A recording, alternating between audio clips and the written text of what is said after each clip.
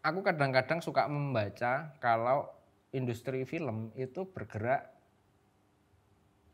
circle-nya atau rodanya itu bergerak selama 40 tahun. 40 tahun? Maksudnya gimana? 40 tahun yang lalu, proses, skema, dan lain sebagainya di industri film di Indonesia itu bisa kita jumpai sekarang.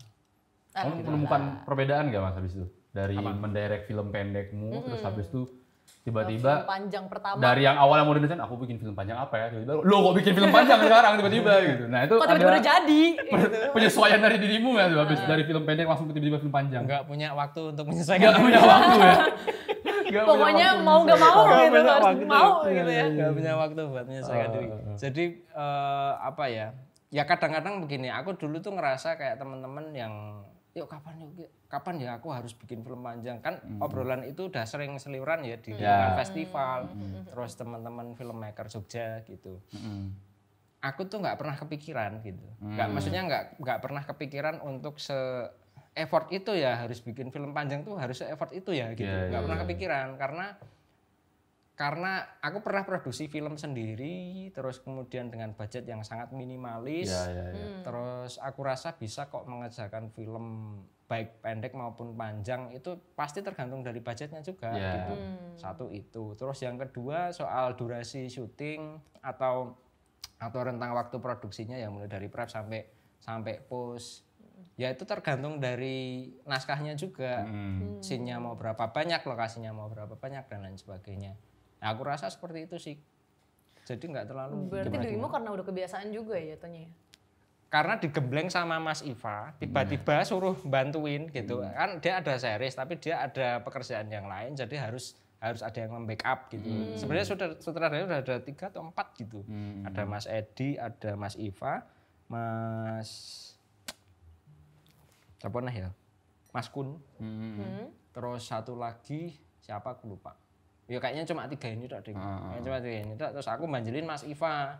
Jadi beberapa episode aku mengerjakan. Itu gemblengnya gini.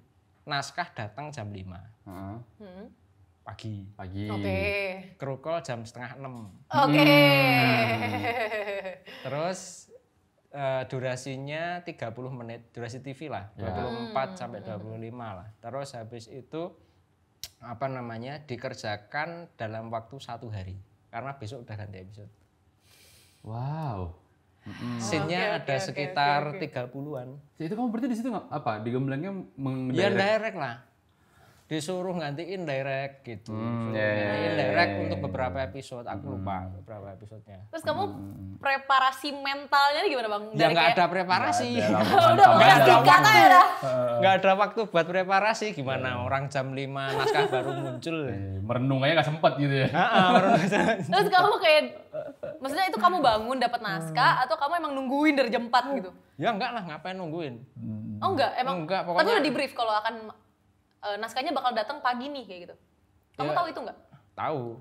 Oke. Biasanya begitu. Biasanya begitu, benar. Lebih dari kebiasaan ya, bukan tahu ya. Ini aja biasanya gitu. Ya karena kalau industri TV itu kan seperti itu. Maksudnya strip, ya namanya syuting stripping ya pasti pakai kayak gitu. Dan itu kebetulan di Jogja gitu loh. Kebetulan di Jogja dengan kalau dulu itu syuting TV itu kan kameranya pakai kamera gede yang lensanya udah nempel gitu ya. Nah itu masa transisi itu mulai menggunakan kamera DSLR. Nah masa transisi menggunakan kamera DSLR kan berarti lensanya bisa diganti. Terus kualitasnya juga kualitas looknya bisa agak dijaga dikit lah daripada teknologi yang sebelumnya gitu loh. Ya itu lumayan membantu sih, maksudnya lumayan membantu dengan kayaknya aku ngambil gambar dari sudut mana aja menarik. Kayak bagus nih, dari mana aja bagus. Jadi dia sekalian ikut gitu. Itu tuh sebutannya kayak Reiki and Roll ya Mas ya. Reiki and Roll. Tapi beda gak sih effortnya? Maksudnya kayak menurutmu tuh apa sebenarnya karena di mana-mana digemblang jadi kayak sama aja nih. Ya sama aja sebenarnya. Oh iya beneran. Kamu terjebak mulu sih Mas soalnya Mas. Iya gitu kali. Sampai sekarang terjebak. Sampai sekarang masih terjebak ya? Sebenarnya kamu mendirect itu di dalam rencana atau terjebak aja nah, sekarang? Nggak tahu lah pokoknya. Apa kayak rencana Tuhan gitu kali ya? Ya makanya itu aku tuh setiap hari pasti nanya sama Tuhan, ini gimana sih maksudnya? Ini maksudnya gimana sih? Cita-cita aku nggak ada yang pernah tercapai.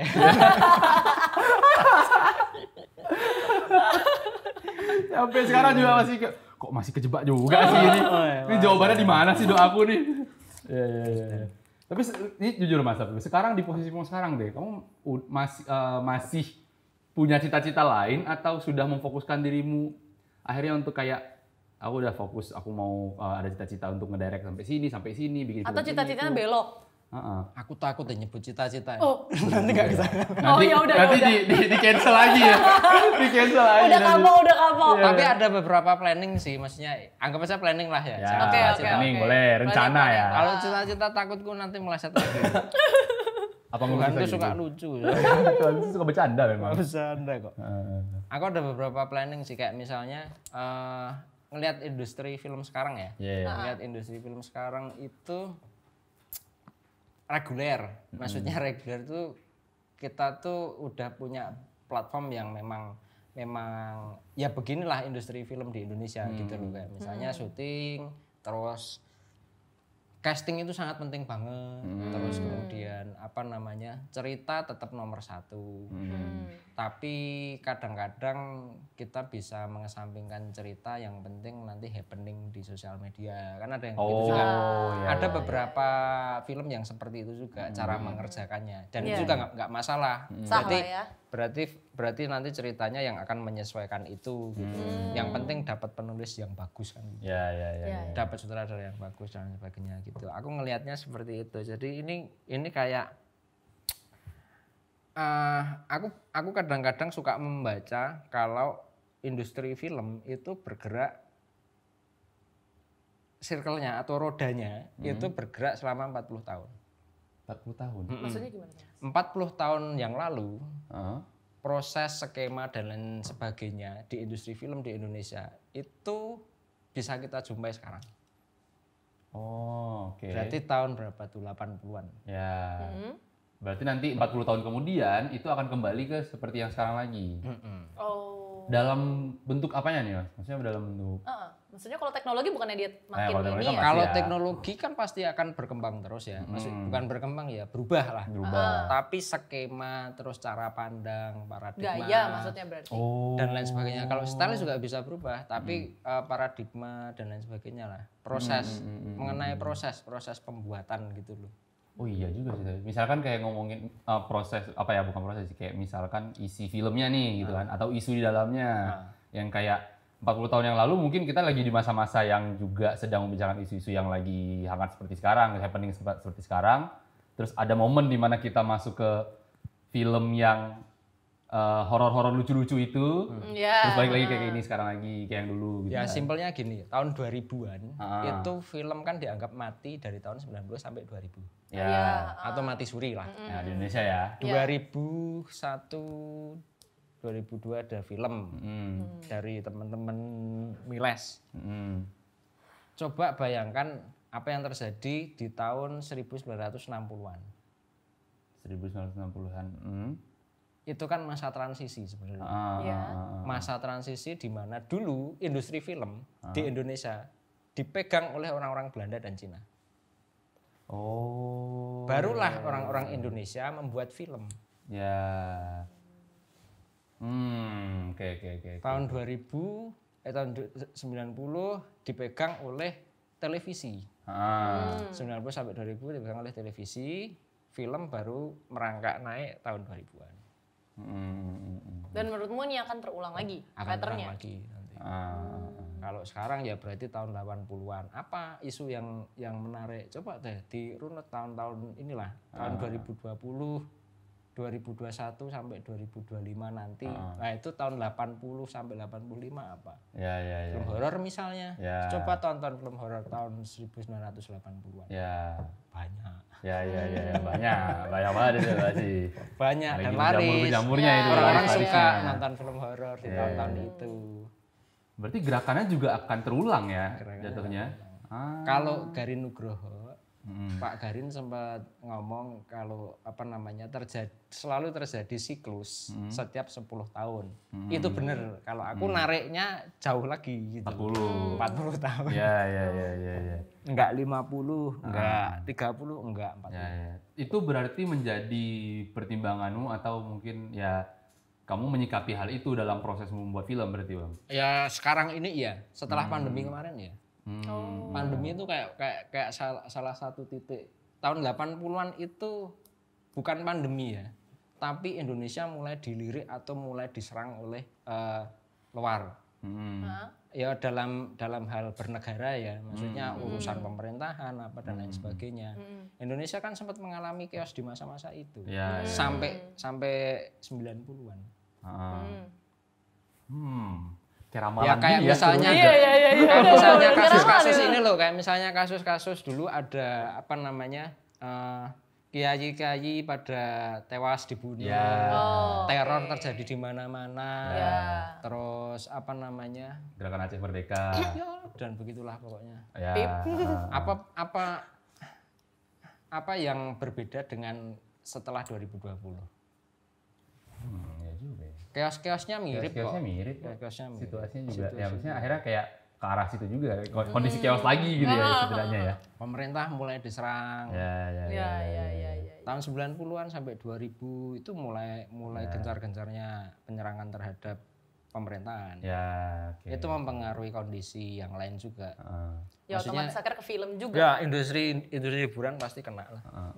Berarti penyikapanmu setiap misalkan tahun ini nih mau bikin film misalkan akan ada pertimbangan ke arah cerminan tadi 40 tahun tadi. Pengennya sih tadi. begitu ya. Tapi karena tapi kan aku salah satu orang yang selalu terjebak gitu.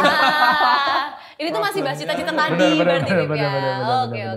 Ya secara planning sih ada. Aku pengen lah tahun 2025 aku mengeluarkan apa.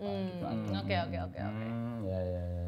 Kalau aku tuh sekarang malah kepikiran begini, apa dengan adanya perkembangan teknologi terus kemudian semua orang bisa menikmati film dimanapun. Jangan-jangan semua orang bisa membuat filmnya sendiri dengan begitu mudah. Oh ya juga sih. Itu Dengan terjadi begitu sih mudah. sekarang Mas. Dengan begitu mudah, nggak harus repot. Terus kemudian bisa berpikir untuk menghindari perselisihan dengan banyak pihak atau politik industrinya sendiri gitu. Jangan-jangan bisa seperti itu gitu. Misalnya kamu coba pegang kamera bikin film, kalau bikin filmnya dengan menggunakan kamera. Kalau misalnya kamu bisa gambar, bisa aja kamu bikin animasi dengan begitu mudah. Dengan gambar ya. Di zaman sekarang. Ya. Iya sih, bener sih. Nah terus dengan ramainya orang-orang kayak ini, maksudnya untuk misalkan aku pengen menjadi director Indonesia gitu ya, maksudnya director film panjang yang ternama gitu, itu kan makin susah dong berarti. Iya. Malah bigger competition nggak sih? Iya dong. Mas? Kalau menurutku ya, gimana tuh? Kalau menurutku justru memang kompetisi itu sudah penting. Benar. Memang kompetisi itu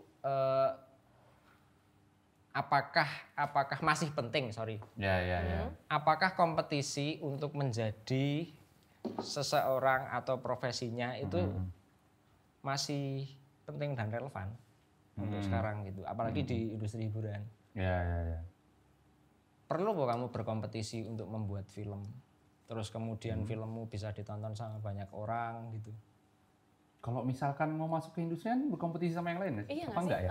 Kalau misalnya tiba-tiba dengan kamu berpikir bahwa kamu bisa menciptakan industrimu sendiri, ya? Oh iya juga. Tapi bukan secara proses itu entah lebih lama atau dia perlu ini. Maksudnya dibandingkan orang yang di arus utama lah sebutannya. Kecuali kamu nggak peduli sama arus utama. Kecuali begitu. Ya. Kalau ya yang tadi aku bilang arus utama udah ada patternnya, industri film udah ada patternnya. Kalau kamu misalnya mau masuk ke industri film dan dicap sebagai sutradara yang kemudian digaungkan oleh orang-orang yang sudah ada di dalamnya, ya kamu harus melewati proses itu gitu. Ya. Tapi kalau kamu tiba-tiba menjadi orang yang menciptakan industrimu sendiri, karena TV bisa seperti itu. Proses yang dulu dilakukan oleh orang-orang televisi, ya kan, bikin series atau bikin sinetron, berepisode-episode atau sitkom gitu, sampai seluruh orang Indonesia mengenal gitu. itu kan ya harus lewat televisi, ya kamu harus masuk ke televisi, kamu harus jualan di televisi gitu. Banyak YouTuber yang kemudian sukses membuat programnya sendiri. Oh iya ya berarti punya pasarnya sendiri. Ya. Ada yang berbahasa Jawa, ada yang berbahasa Medan, ada yang dan lain sebagainya lah. Dan mereka punya pasarnya sendiri dan mereka berhasil di situ. Ya. Nah, perlu ke TV yang nyari mereka gitu. Iya. Benar-benar sekarang kayak gitu ya.